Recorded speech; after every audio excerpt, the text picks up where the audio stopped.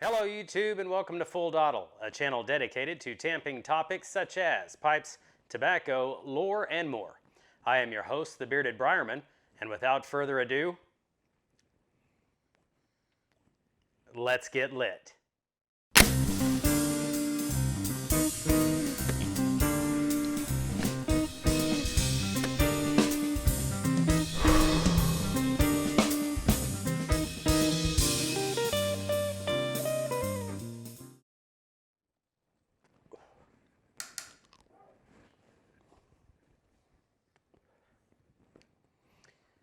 Welcome back everyone, and on this episode of Full Dottle, I'm going to be completing the 5 tobacco challenge that I was tasked with by KiltedPiperSteve. But first, a little housekeeping. I am smoking my 7LE673 KS Rusticated Romalusite. This is the Friday 7LE. This isn't the commemorative pipe. This is the original Friday 7LE that I had bought a while back. And in it, I am smoking some F-Dob blend number 3. This is Barking Squirrel. All right, so first, a few announcements. I know it has been a long time, and I want to thank each and every one of you that has reached out to me to make sure everything was okay. I've been absolutely mesmerized by the support and the love that is poured out from the YTPC. Everything is fine with me. I caught another cold. I was just about to start doing reviews again and then came down with another cold and my senses are all messed up. So I've had to postpone doing reviews once again. So I don't know how long this is going to last.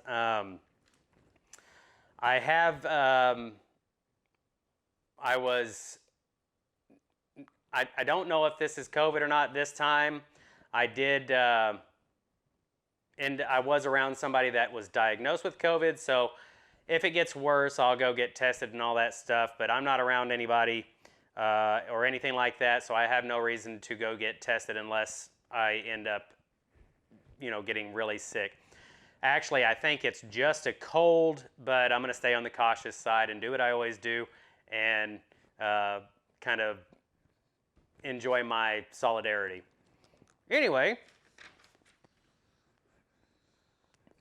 that is why I haven't been on in a little while doing reviews and stuff like that, is because I've been sick twice now for the last month and a half, almost 2 months, plus the holidays and everything like that have come around, and I was just really busy.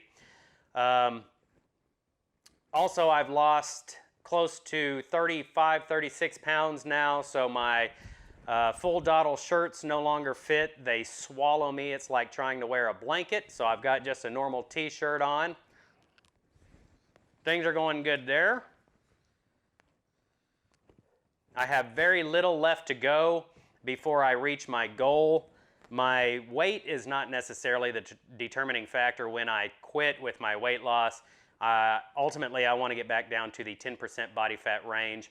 I bought off camera here, I bought a power tower, the pull up and dip station, all that stuff where you can do abdominal exercises, dips, push-ups, pull-ups, all of that stuff. I ordered a treadmill yesterday or the day before because it has been so cold here, and not to mention the inclement weather and stuff like that, it's hard for me to get out and do my walking. So I ordered a treadmill, that way I don't have to skip walking anymore. I don't know if everybody is familiar with it, but walking is one of the best ways to burn body fat. Overall, it causes the least amount of stress on the body, but it also helps you to maintain that caloric deficit as well as the anaerobic. It helps to increase your metabolism. Anyway, so on to the 5 tobaccos here.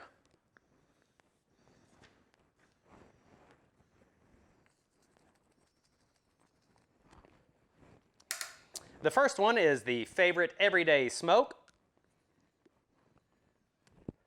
And although this is not one that is on, you can't buy it from the stores or anything like that, I smoke it absolutely every single day. and that is my newest blend, F-Dob blend number 3, Barking Squirrel. It has Orientals, Virginias, Burleys, it has Rustica in it, Black Cavendish, and it also has Dark-Fired Kentucky. It has become my favorite. I absolutely love it. The strength is right up there. It helps me to get to where I want to go. Number 2 is my favorite over-the-counter. I'm going to be honest with you. I do not smoke very many over-the-counters at all because most of them are topped or cased with something, and I do not smoke tobaccos that are flavored, topped, or cased. However, in the past, I used to smoke the one Matches 860 recommended to me.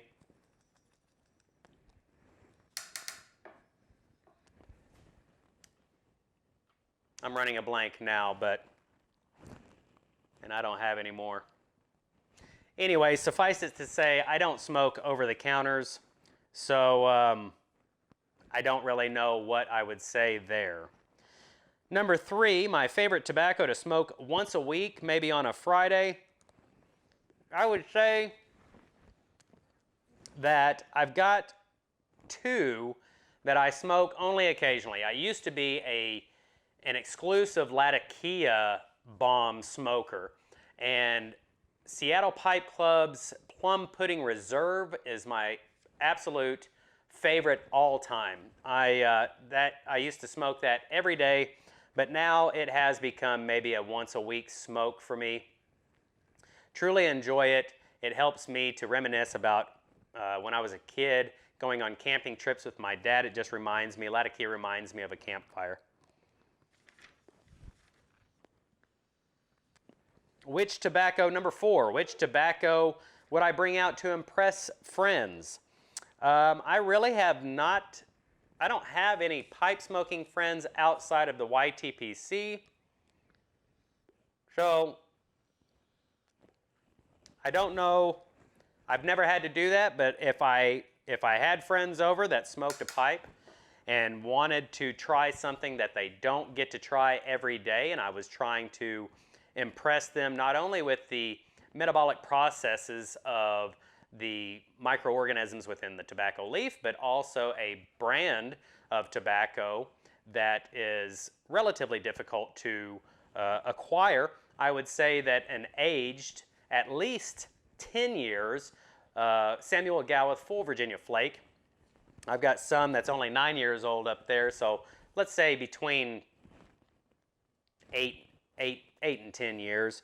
I've got one up there that is 9 years old, and it is absolutely spectacular. I love to be able to, I've sent it to a few people on the YTPC, and I love to be able to do that because the difference between the fresh Full Virginia Flake or any Bright Virginia and an aged Bright Virginia is absolutely astounding to me.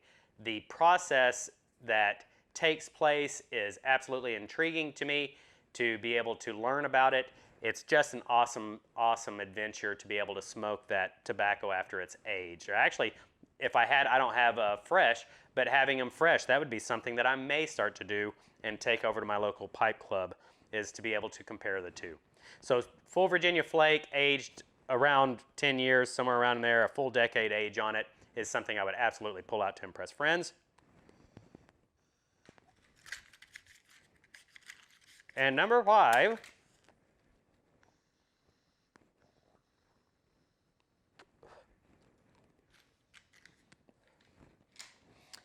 a tobacco that I would pull out maybe once a year on special occasions.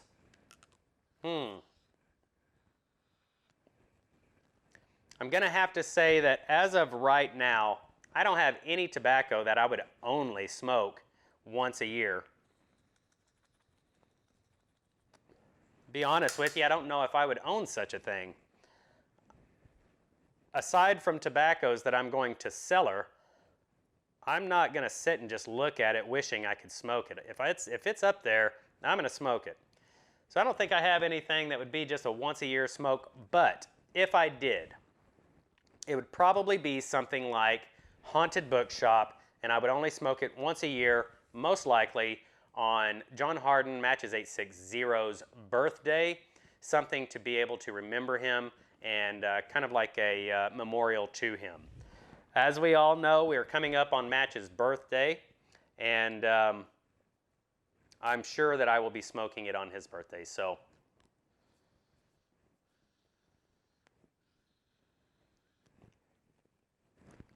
anyway, those are the 5 tobaccos that I was tasked to talk about. The 3 shout-outs, guys, I'm going to be honest with you, I have been absent from the YTPC for quite some time. I know I have seen quite a few videos. I've been lurking. I haven't been posting very many comments, and I apologize about that.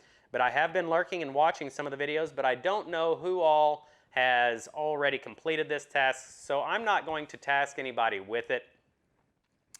However,